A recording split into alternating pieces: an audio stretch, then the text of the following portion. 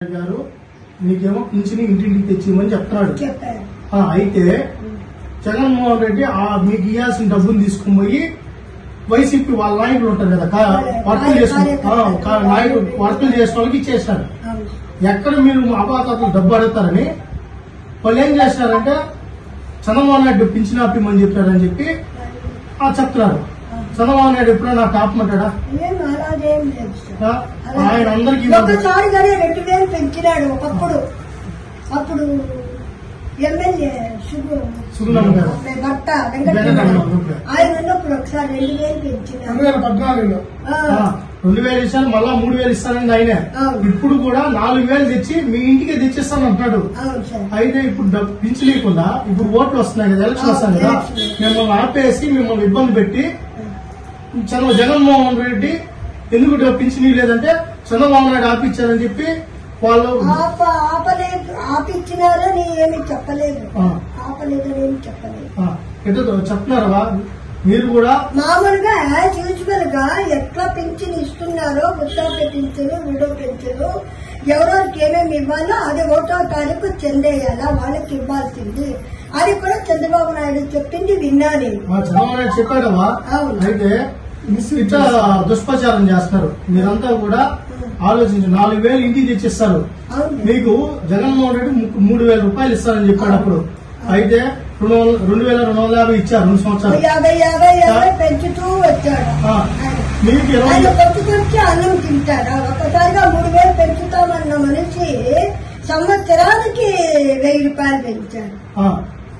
మీకు 28,000 అప్పున్నాడవా జగన్మోహన్ రెడ్డి? ఎవరన్నా వస్తే మీరు నిలయండి.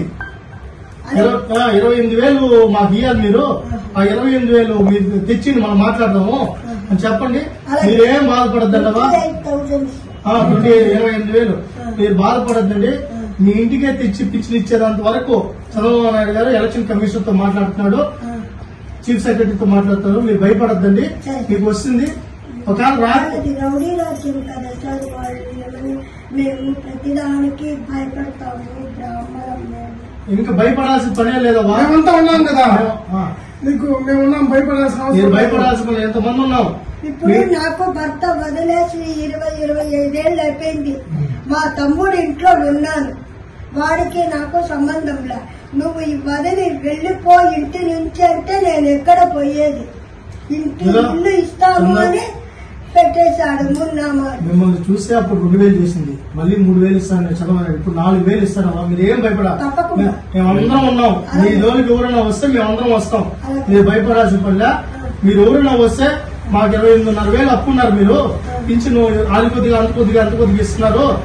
ఎందుకు డబ్బు ఎత్తుకుపోయి మాకు ఇవ్వాల్సిన డబ్బులు ఎందుకు మీ కాంట్రాక్టర్ ఇచ్చారని అడగండి. అడిగి ప్రశ్నించండి. మీ ఇంటికి మీకు వస్తుంది.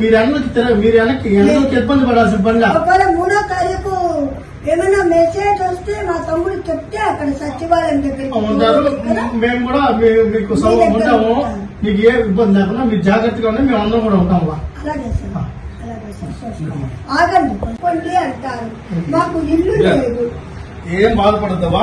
చంద్రబాబు నాయుడు గారు ముఖ్యమంత్రి అవుతాడు. ఇవన్నీ జరుగుతాయవా? మీరు ఏం భయపడాల్సిన పనిలా. మీరు ఊరిలో వస్తే రౌడీజం అంటే కుదరదు. ఎలక్షన్ కోర్టు వచ్చేసింది, అయిపోయింది, వాళ్ళ పని అయిపోయింది. మీరు భయపడద్దండి.